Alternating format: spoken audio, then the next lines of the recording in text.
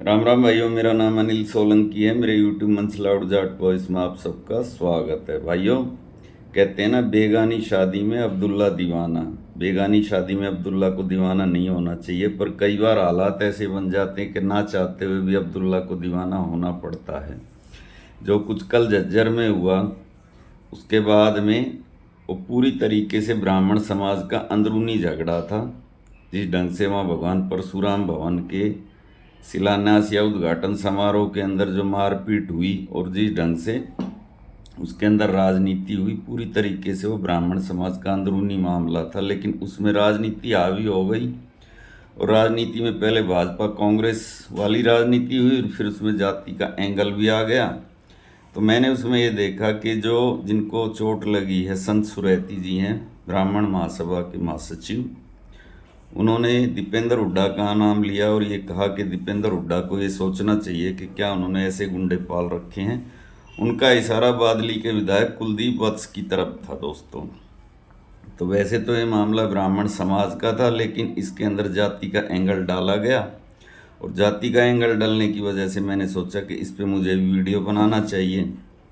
अब लोग कहेंगे कि भाई को तो कंटेंट की तलाश रहती है। जब कंटेंट होगा तो वीडियो भी बनाएंगे भाई। कंटेंट एक यूट्यूबर का काम ही होता है कि कोई कंटेंट है तो उस पर वीडियो बनाए। तो दोस्तों, ब्राह्मण समाज के झगड़े तो आप लोग देखते ही रहते हैं, होते ही रहते हैं। पिछले साल ठीक इन्हीं दिनों में, मार्च का महीना था, कुरुक्षेत्र के अंदर बड़ा ही भयानक झगड़ा हुआ था। एक हरिओम महाराज जी थे, उन्होंने 1000 कुंड का एक यज्ञ करवाया था और उस यज्ञ के अंदर गोलियां तक भी चल गई थी। उसमें पूरे देश के ब्राह्मण समाज के लोग शामिल हुए थे और उसमें खाने को लेकर ही गोलियां चल गई थी। उसके बाद में फिर विधानसभा के अंदर जो राम कुमार गौतम और अरविंद शर्मा के बीच में जो कुछ एपिसोड हुआ था, वो सब भी आपने देखा। उसमें गोबर खाने की बातें भी हुई और रिश्वत लेने की बातें भी हुई। और उसके बाद में फिर जो कुछ गायक मासूम शर्मा के स्टेज पर हुआ, मुआना गांव के सरपंच राजेंद्र शर्मा का जैसे अपमान हुआ, और फिर जो अपना मासूम शर्मा के जो जीजा जी हैं धर्मू ने जिस ढंग से राजेंद्र शर्मा पर आरोप लगाए, और उसके बाद में उसके पक्ष में राजेंद्र शर्मा के हरियाणा की सरपंच एसोसिएशन आके खड़ी हुई, और उसके बाद में राजेंद्र शर्मा ने किस तरीके से चुपके से अपना भाईचारा निभाते हुए वो अपना समझौता कर लिया मासूम शर्मा से और धर्मू से, और सरपंच एसोसिएशन अपना देखती रह गई। मतलब उसकी जो हिमायत ली थी सरपंच एसोसिएशन ने, उनका उनकी बात की कोई उसने कीमत ही नहीं रखी। उनसे बिना पूछे चुपचाप समझौता कर लिया। तो ये सब भी आपने देखा। और उसके बाद आपने एक और बात देखी कि जाट समाज के दो लड़कों के बीच में इस बात को लेकर लड़ाई हुई। एक ने कहा कि अब मैं मासूम शर्मा का कहीं प्रोग्राम नहीं होने दूंगा, और दूसरे ने कहा कि तू रोक के दिखा, मैं करवाऊंगा। तो ये सब भी आप लोगों ने होते देखा। और अब जो कुछ ये झज्जर में हुआ, उसके अंदर राजनीति थी कांग्रेस और भाजपा की, लेकिन इसमें जाति का एंगल डालना कहाँ तक ठीक है, ये भी आपको सोचना चाहिए। तो इसकी कुछ सच्चाई जो मेरे को लगती है मैं आपको बताऊंगा। बाकी आप कमेंट के माध्यम से बताना कि मेरी बात कितनी आपको ठीक लगी।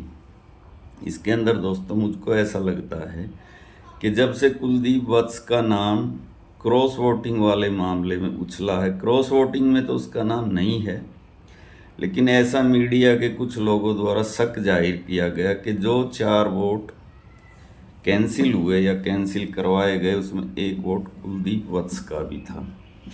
तो कुलदीप वत्स वैसे तो बहुत पुराना कांग्रेसी है और हुड्डा से उसके रिलेशन भी बहुत पुराने हैं, लेकिन उसके अंदर एक बेचैनी देखी, और वो बेचैनी ऐसी थी, उसकी बातों से ऐसा लग रहा था मेरे को कम से कम कि अब ये भाजपा में जाएगा।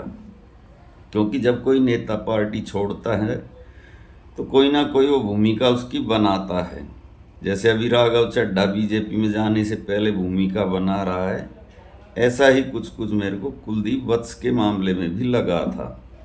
क्योंकि भारतीय जनता पार्टी ये देखती है कि किसी पार्टी में अगर कोई नेता ऐसा है जिससे उसको फ़ायदा हो सकता है, तो उसको तुरंत अपनी तरफ खींचते हैं, साम दाम दंड भेद सारे तरीके अपना कर। तो ऐसा ही कुछ मेरे को इसमें लगा।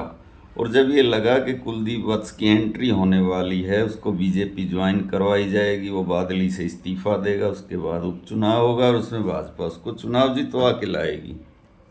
तो कुलदीप वत्स की एंट्री से ना भारतीय जनता पार्टी के कुछ ब्राह्मण चेहरे असहज हो गए दोस्तों। उसमें अरविंद शर्मा भी मेरे को ऐसा लगता है, क्योंकि अरविंद शर्मा भारतीय जनता पार्टी का एकमात्र चेहरा बन के रहना चाहते हैं और उनको ये मंजूर नहीं है कि मेरे रहते कोई दूसरा ब्राह्मण नेता भाजपा में बड़े कद का कम से कम हो। इसीलिए उनका राम कुमार गौतम से भी टकराव होता रहता है। इसीलिए बादली हल्के का ही एक और पूर्व विधायक नरेश प्रधान आज तक शायद बीजेपी ज्वाइन नहीं कर पाया। तो मुझको ऐसा लगता है कि इस सब के पीछे जो अपने अरविंद शर्मा जी हैं, वो उस प्रोग्राम में आए थे, उनके रहते झगड़ा नहीं हुआ, जब वो वहाँ से चले गए उसके बाद ही झगड़ा हुआ। और उस झगड़े का जो संत सुरैती जी हैं, उन्होंने सीधा सीधा आरोप कुलदीप वत्स, कांग्रेस पार्टी और दीपेंद्र हुड्डा पे लगा दिया। लेकिन इस लड़ाई के लिए जिम्मेदार अरविंद शर्मा वाला गुट भी हो सकता है। उस एंगल से भी इसको देखा जाना चाहिए कि कुलदीप वत्स की भाजपा में एंट्री को रोकने के लिए हो सकता है कि ये सारी घटना को अंजाम दिया गया हो, ताकि इस घटना के बाद कुलदीप वत्स की समाज में एक छवि जो है, कम से कम बादली हल्के में, वो छवि खराब हो जाए और उसको भारतीय जनता पार्टी में उसकी संभावित एंट्री को रोका जा सके। तो मेरा तो ऐसा मानना है, हो सकता है कि मेरा ये मानना गलत हो। आप कमेंट करके बताएं क्या मेरा ऐसा मानना सही है। मिलते हैं अगले वीडियो में। आपका दिन शुभ हो भाइयों, धन्यवाद।